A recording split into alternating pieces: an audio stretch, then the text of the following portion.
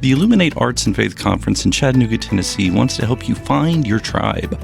Do you get way too excited about quoting Wendell Berry or C.S. Lewis in conversations with coworkers? Does your Spotify playlist include hymns, a little jazz, and a whole lot of Andrew Peterson? Join your tribe at Illuminate March 31 and April 1 for education and inspiration from speakers Russ Ramsey, Douglas McKelvey, John Hendricks, and others. Find a complete list of session topics and ticket information at southern.edu/illuminate. In 2024, I set out to meet as many poets as I could and spend an hour with each one. I got more than I bargained for, more insight, more clarity, more hope. It's proved to be one of the richest highlights of my life.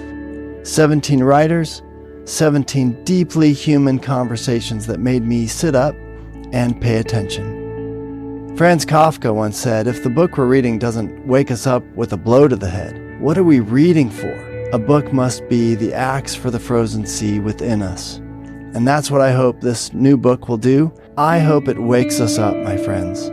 I hope these conversations will be the catalyst for something to be reawakened, re-enchanted, and reinvigorated. It's called An Axe for the Frozen Sea, Conversations with Poets About What Matters Most. I'm Ben Palpin, and I hope you'll come and listen in as I spend a little time with poets like Lucy Shaw, Malcolm Guite, Dana Gioia, and Lee Young Lee. Pull up a chair at the table as we dig into what it means to write well and to live well. An Axe for the Frozen Sea is now available from Rabbit Room Press. Visit the store at rabbitroom.com, or better yet, ask about it at your favorite bookseller.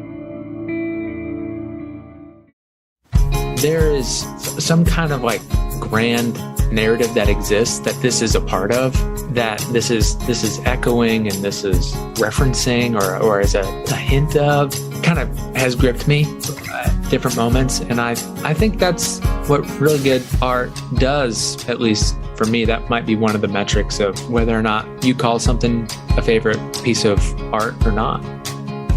Welcome to the Habit Podcast, conversations with writers about writing.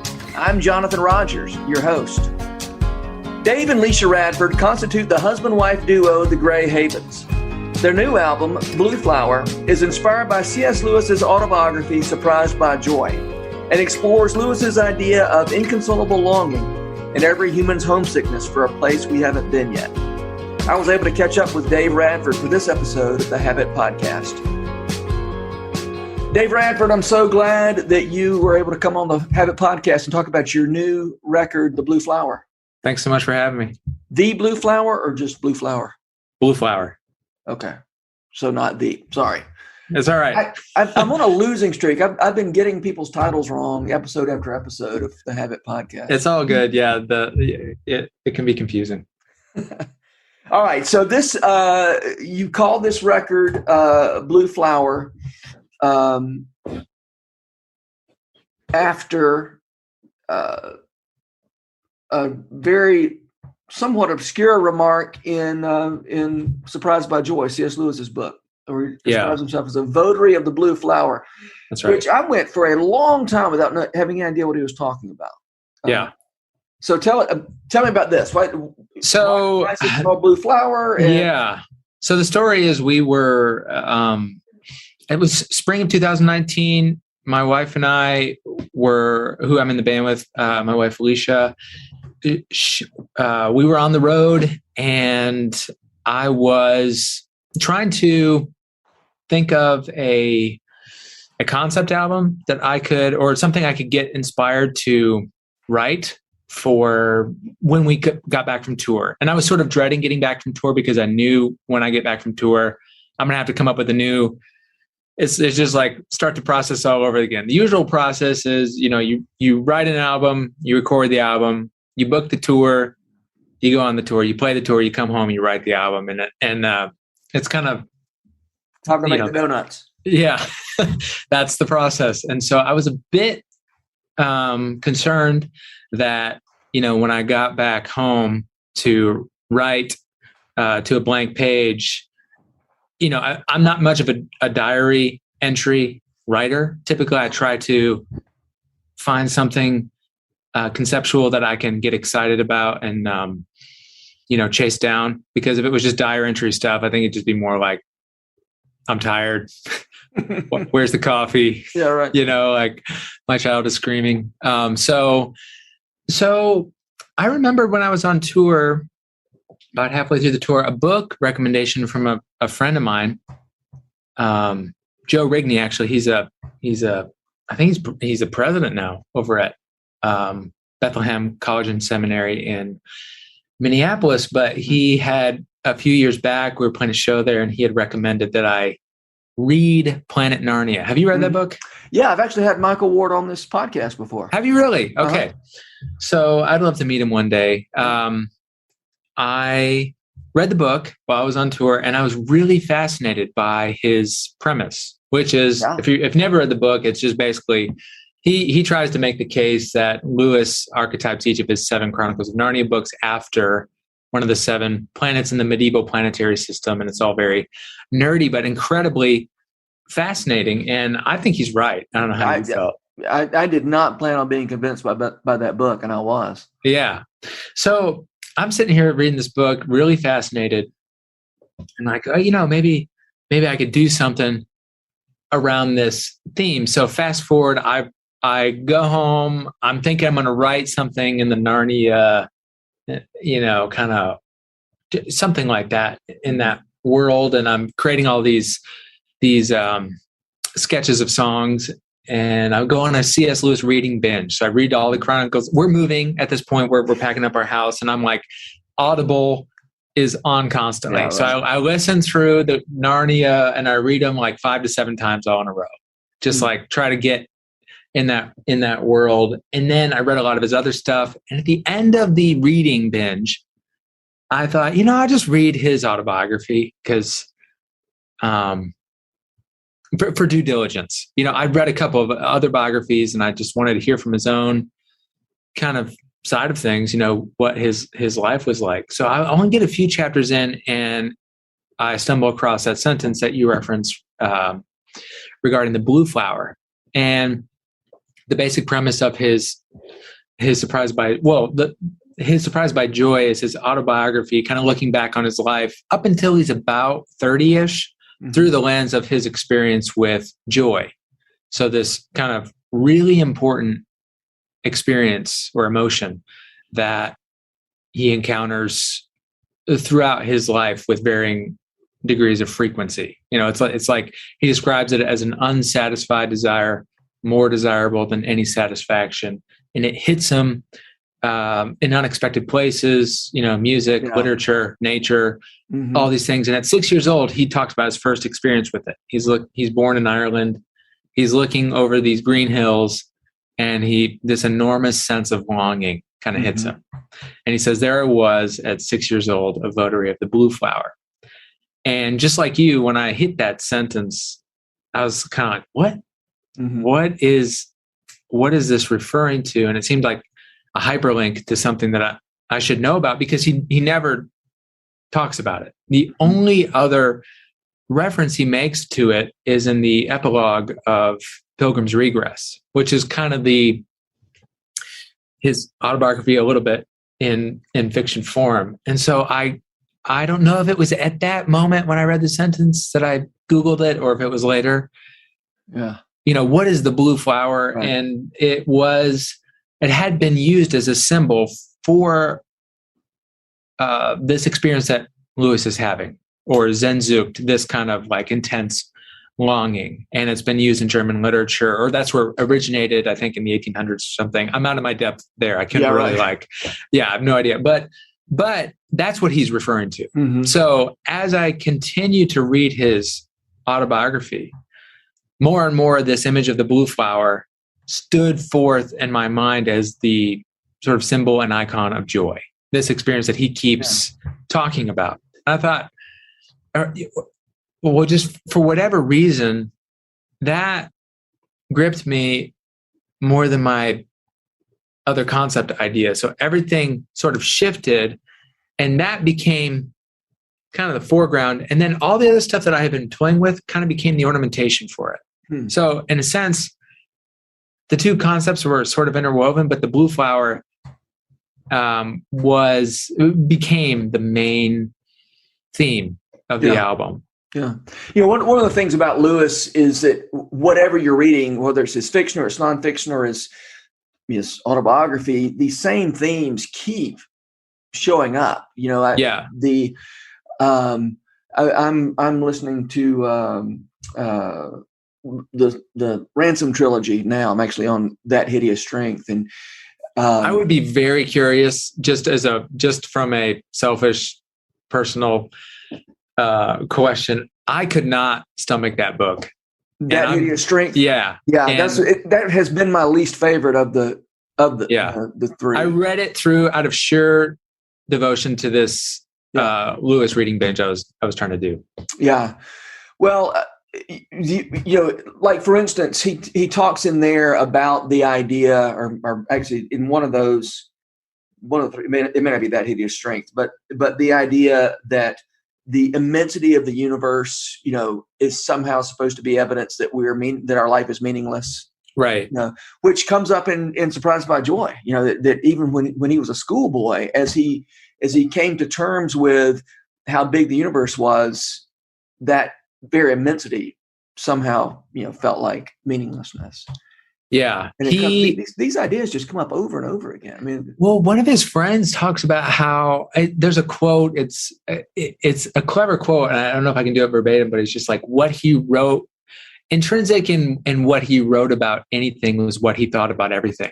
Mm-hmm. And you get this sense that, especially this theme of longing, I would say it's almost his main argument for the existence of God.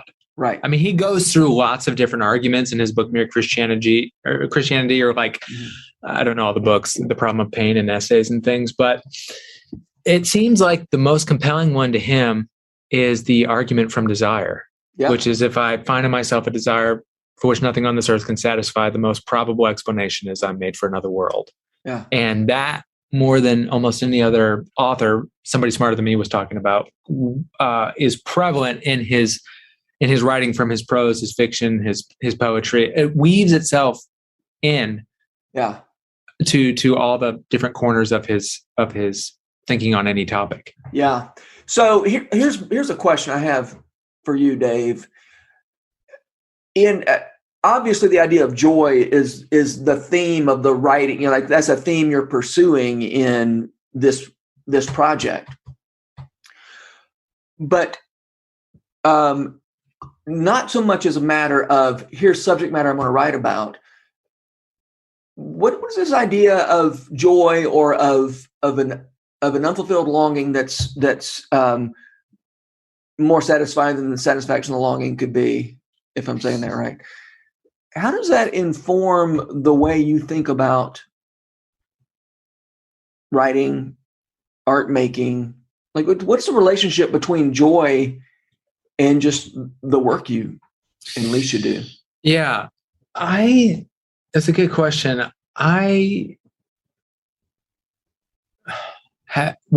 previous album that we wrote and recorded, called She Waits, was sort Love that of, record, by the way. Thank you.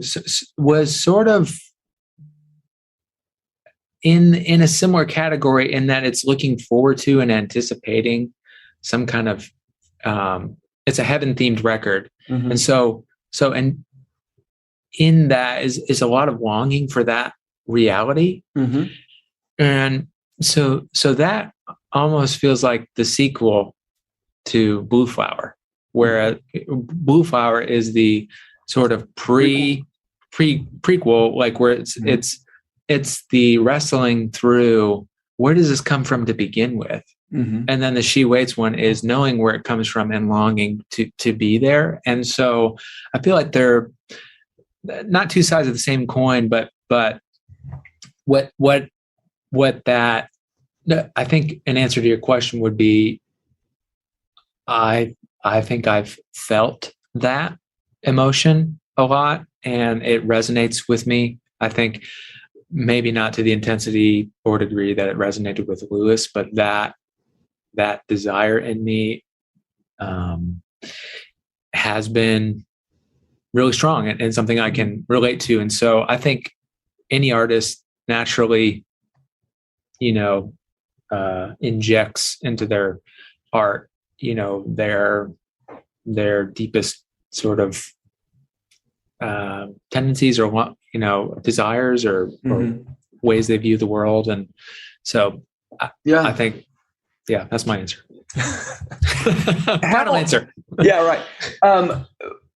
Where and how have you experienced those stabs of joy that Lewis talks about in that sort of gives shape to Surprised by Joy?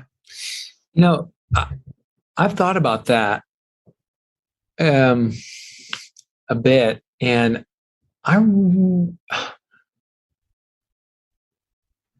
different. Well, I think so.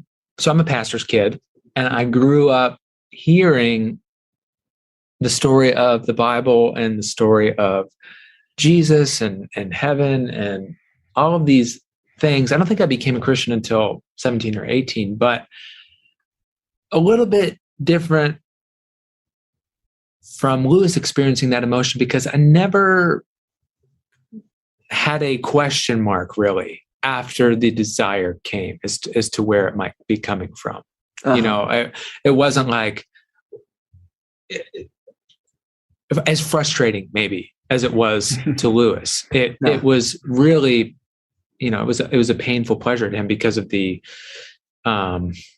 question mark afterwards, and even talks about at the end of the book. He now that he has an answer to the question, where do you come from?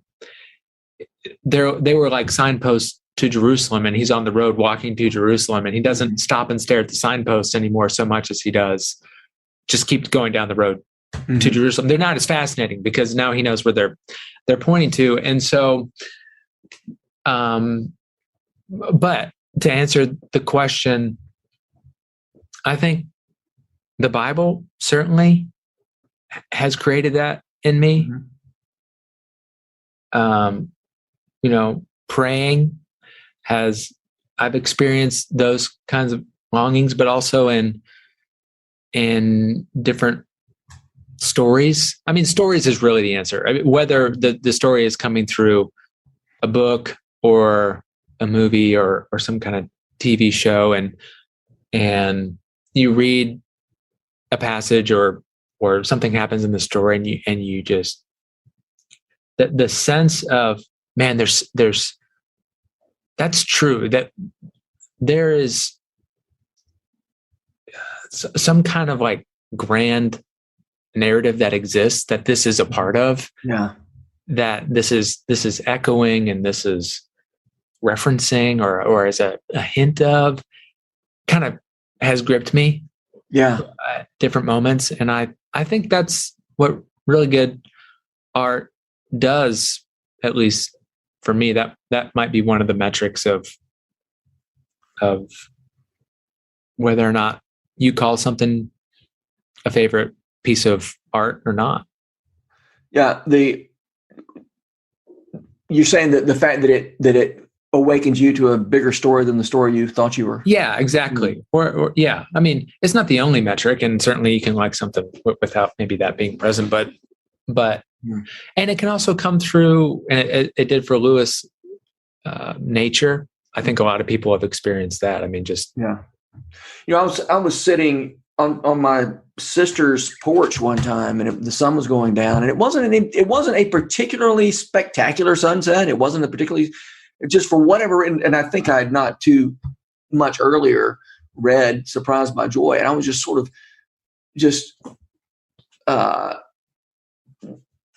bowled over by this sense of again, that there's more going on than meets the eye.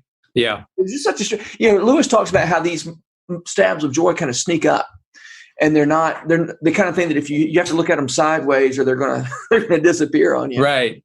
Yeah. He talks about, the moment that you start being introspective about what you're experiencing, if you are experiencing something close to what he's talking about, and you turn inward on yourself and be like, isn't that interesting? Then the experience is gone. Yeah. It's like you can't self-analyze it while it's happening. And I think that's one of the most remarkable, and I think that's one of the things that's really relevant to, in terms of art making with regard to these ideas, is that as you said, if you turn inward, suddenly it's just gone. And these moments of joy turn us outward. And I like what you said. That's true. Yeah. Yeah. This is this idea that I am, ironically, the fact that I feel less like the center of the universe, that's when I start feeling like, okay, now things are starting to make sense around here. Since I'm not the center, if I'm the center of this whole thing, this can't mean a whole lot. But when you're struck with the notion that you're not at the center. Nobody goes to the Grand Canyon to feel self-important. Yeah, right. They go there because they're grabbed by how small they are in comparison with this great big thing, and how beautiful it is. So I've never seen the Grand Canyon, but I've heard it's amazing. It's amazing, and no pictures do it justice.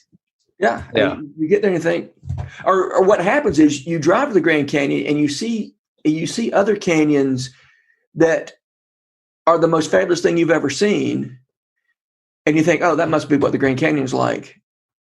And like, if these canyons had been anywhere but, 10 miles from the Grand Canyon, they'd be like a national wonder. But instead I don't know if they have a name, and then the Grand Canyon, you go, oh, okay, now I see. Yeah. But I was talking about, being on my sister's porch and having this moment, this sort of stab of Sehnsucht, and it doesn't make any sense. I mean, it's, like I said, it wasn't, okay, now that's the best sunset I've ever seen. It was just a kind of a sunset. And for whatever reason, this inconsolable longing just snuck up on me. And I've always remembered that. Yeah. And in his book, all of the kind of channels that they come through are seemingly pretty small and insignificant. Yeah. I mean, one of the first ones is his brother brings in a toy garden in a biscuit tin, and that somehow does it. Ducks flying through the air have done it. The idea of autumn he talks about, just a random, so it can be like a really small occurrence. But basically this album is holding that up. I don't know, the metaphor is like a diamond, and just kind of turning it around and examining it from different angles. And so in some ways it feels like all the same song, and in some ways it feels like really, really diverse. And so it's a singular idea album. So, I know we've talked before about, you having some, you've suffered from writer's block. I know with your previous record, the She Waits record, I think you had about 2.5 songs written when you went into the studio. That's right. Nightmare. Was this one easier to write? Or did it come more quickly? You know what?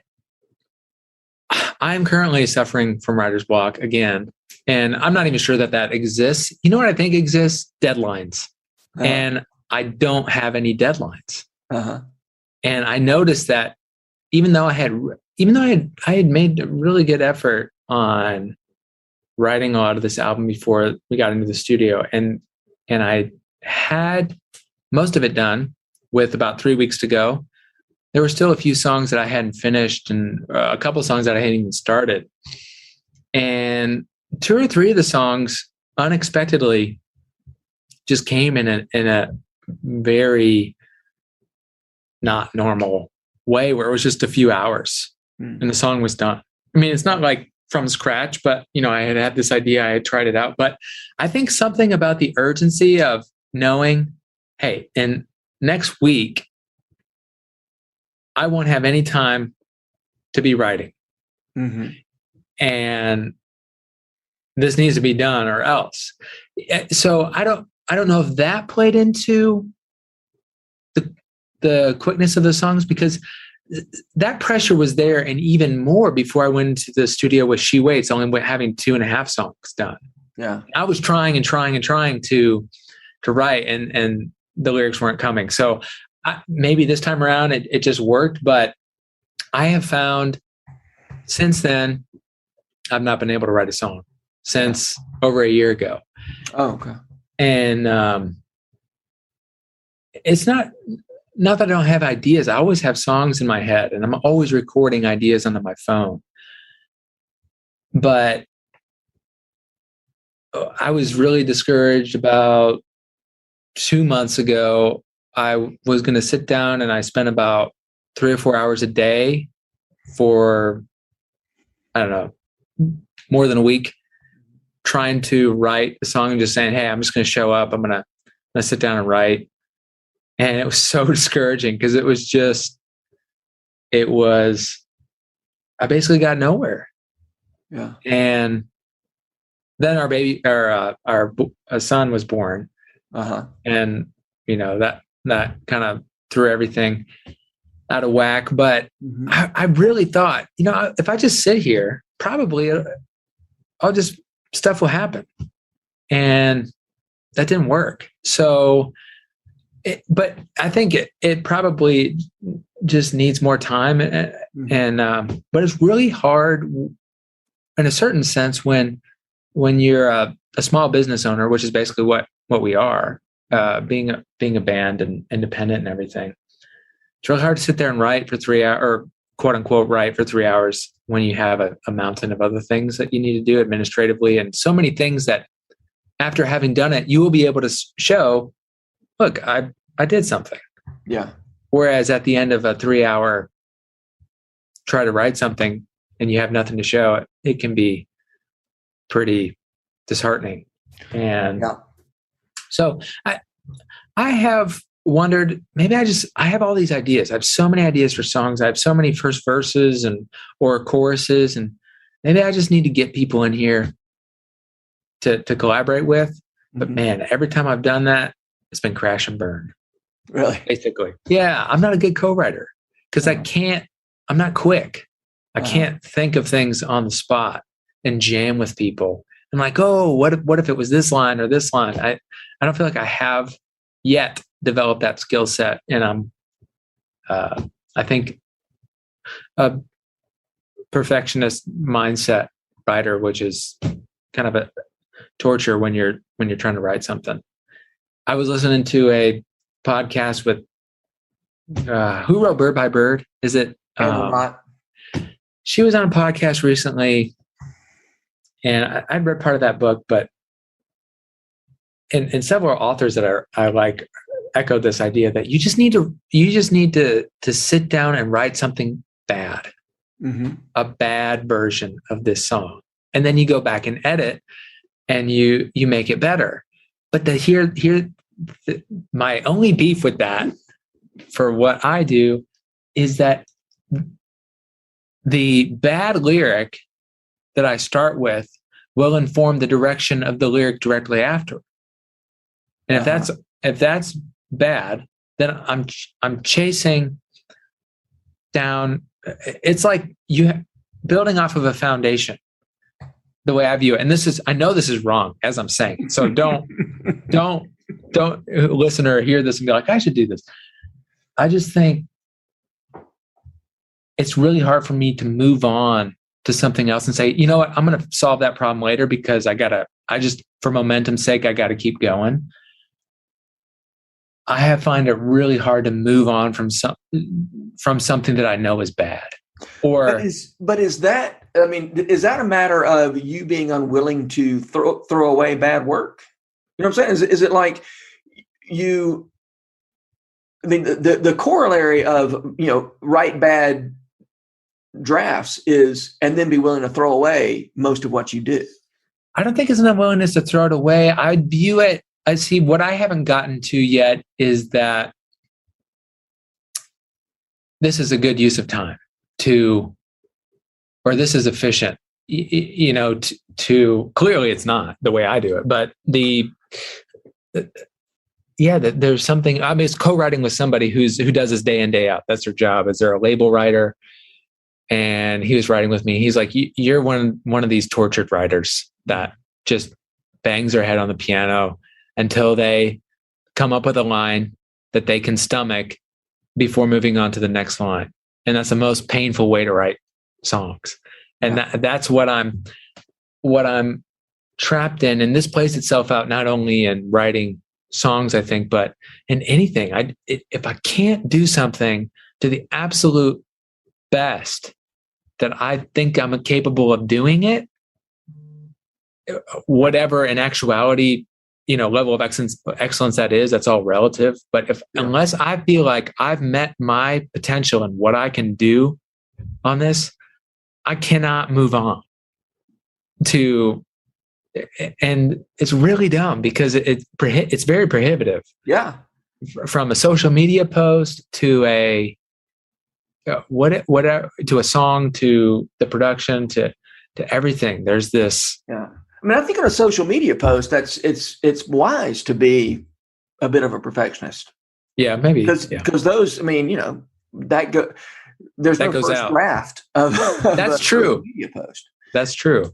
So my solution is to not post anything on social media.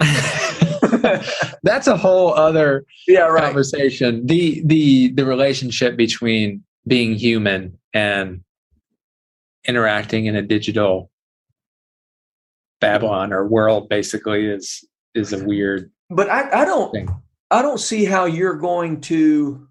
I mean, by now you've been doing this for a pretty good while, but I don't. That it seems like it would be hard for you to keep up.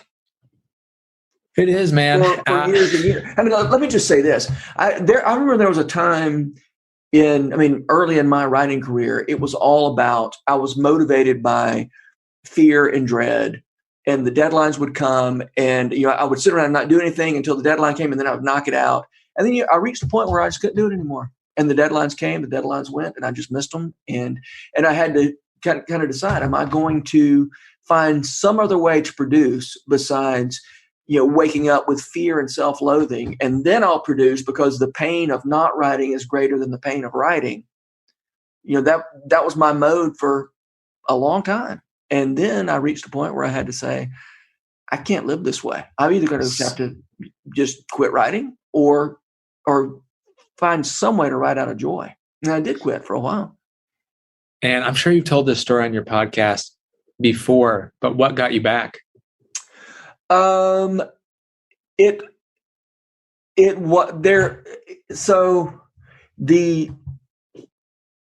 would say a couple of things. I started getting letters from people who would say, "Hey, I kind of need this book. I've been waiting for this book, and it's something that I need." And it's an editor or like no, a reader. A reader, okay. And so it's a person who sort of helped me get out of the spiral of this was sort of my personal tragedy. This writer's block was my personal tragedy, and instead, for reasons that I don't understand, people need what I do. And again, we were talking before about the introspection. The joy pulls you out of introspection, and that was a big part of it. But also just, my book, The Charlatan's Boy, the fact that I felt like that was just as good as I could write, I love that book. I was so proud of it, and nobody read it. Nobody bought it. I mean, not very many people. And what did you do with that? Because, okay, this is selfish. I mean, I'm asking you questions now. I really am curious. What do you do? Because I have this fear with this album. Yeah. It's just like, I'm not sure how grounded it is. It's like, okay, this was very niche. Mm-hmm. I knew that when I went to it. It's like, this is a niche type of project. It's not mass media. Right. To go into this one experience that however famous the author was, it's pretty, it's not for everybody. But it was inspiring to me at the time, that it was what got me writing. But I wonder about people that have been in your position. What do you do with that? The commercial failure of that book, which felt like my best chance of, ever having anything resembling commercial success, right? And the way, I'll spare you the details. I mean,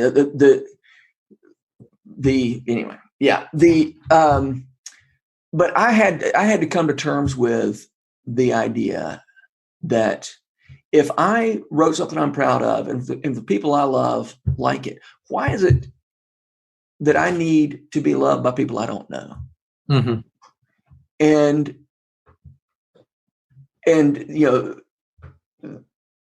at that point, when I put it in those terms, why is it so important to me that people I don't even know like me? Yeah. I had to say, is it going to be enough that I just do work that I'm proud of and that people I know and love like? And if that's not, I need to get in another business.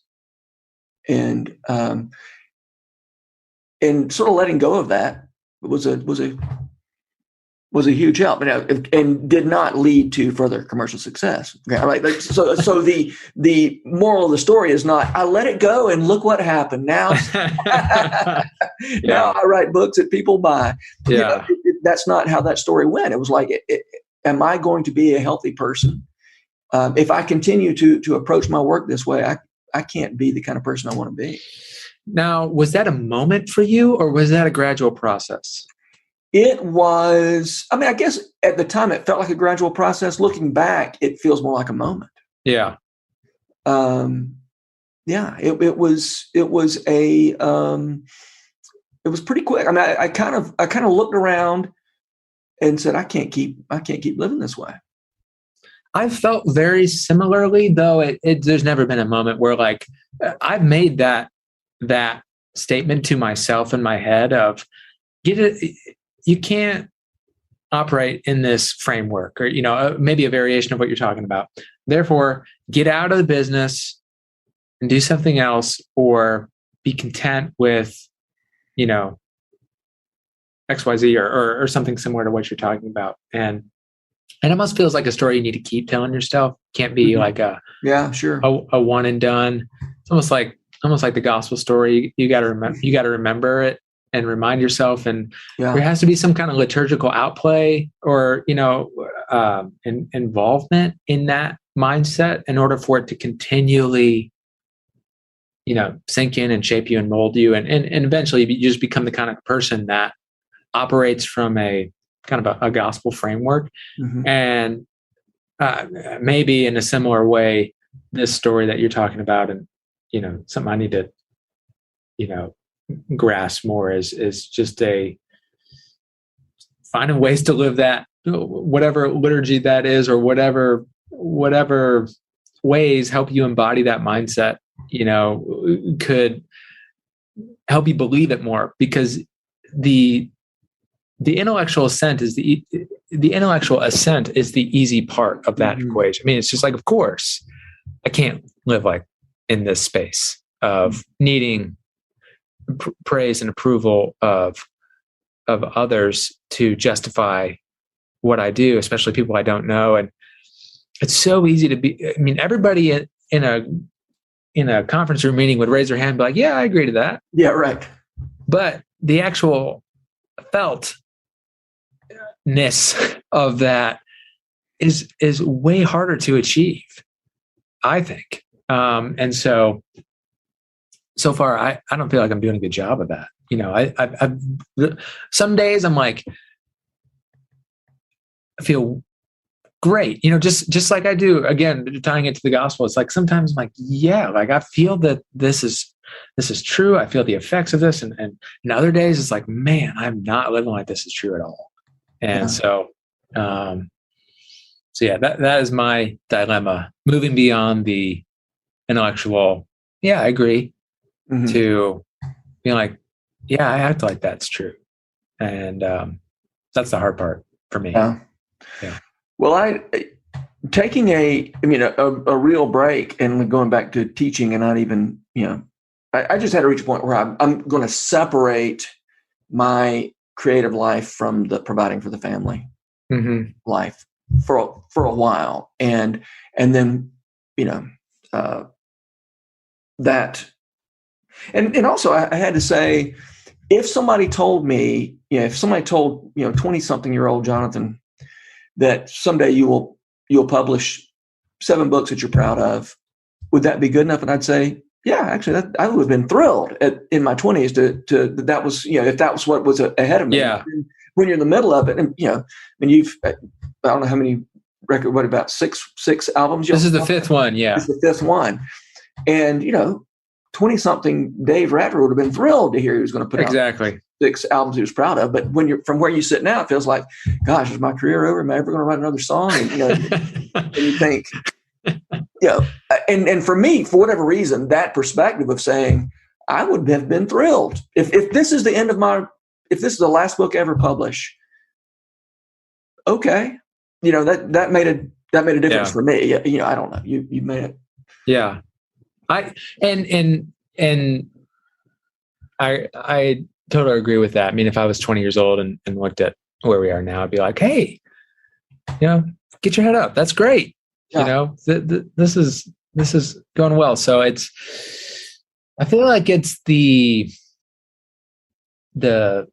I don't know, sinking sand trap or so, in those stories like Princess Bride, they fall down into the quicksand and the quicksand. Thank you. And I feel like it's a story that everybody is told, like when you're starting out, there's a trap out there and it's right there. There's cones around it of you're going to achieve XYZ and feel like you haven't, or dissatisfied, or you're going to compare yourself to others, or don't do this. Don't wander over here, or you will fall in this quicksand trap. Yeah, right. And then somehow everybody makes their way over to it just to kind of inspect it and see, and take a picture with it and kind of get close, and then they're in the sand and they're in the quicksand. I feel like, everybody at 20 years old looking out at their unknown future and say, if I could get here, that would be enough. And then you get there and it's not. Yeah. And you're like, dang, I'm in the quicksand. So, I don't think I got us anywhere with that, but that was. But that's funny. This idea of the quicksand having the pylons around it, and you still just going to walk. You just wander over to it, and you just fall right into it. Yeah, I mean, it's the same thing as people saying, money won't make you happy. It's like, I wouldn't mind just trying to see if maybe it would. That's a good comparison. Money. It's like, if I had this much, surely I would feel more secure or safe or whatever. You get that much and you're like, man, I don't know. Yeah, right. All right, we got to wrap this thing up. Yeah. Thank you so much. The question, and I didn't warn you, so you're about to be on. Actually, you've got an easy answer. Okay. Your first answer is easy. Who are the writers who make you want to write? You can legitimately fall straight back. Okay, C.S. Lewis. I got to say that, number one. I would say a different author for a completely separate reason, and I'm not sure if you've read his books. Brandon Sanderson. He is the author of the. Yeah, he's the author of the Stormlight Archive. First book there is The Way of Kings. Might be his best book, but I follow him on YouTube, and the day in day he posts a weekly update, and the day in day outness of that guy's output. And I mean, he does 8 hours a day, 1 4-hour session, 12 to 4, another from 10 to 2 at night. And he posts his progress bar on what I mean, the guy is an absolute machine as far as his productivity and output, but he's a writer that has revealed a lot of his process and has made me, including the bad first draft kind of insight.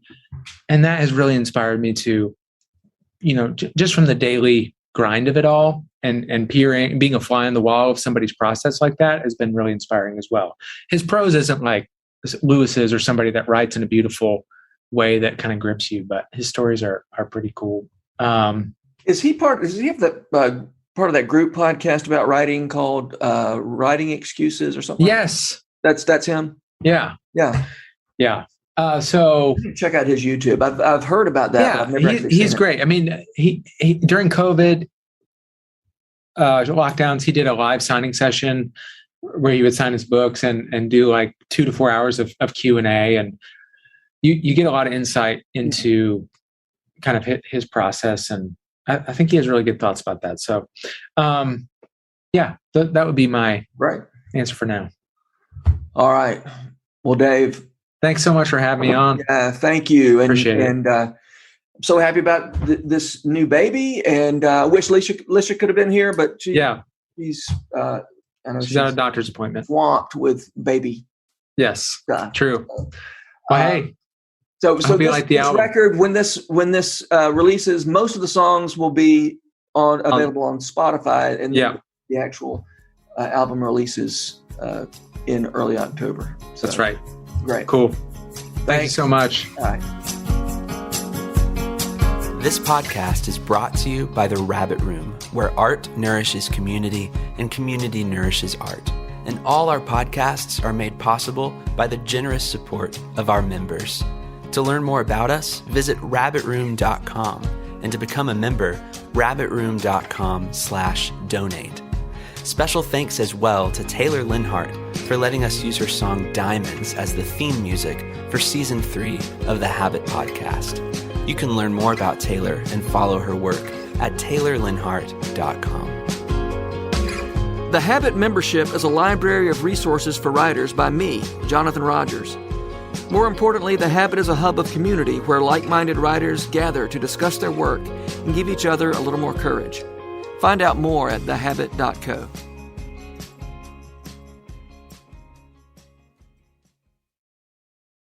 If you've enjoyed this podcast episode, consider joining the Rabbit Room membership. Your membership helps sustain this community, funding everything from publishing and podcasts and theater productions to events and programs that support artists who create with a Christ-centered vision. We'd love to have you on board. Learn more at rabbitroom.com/member.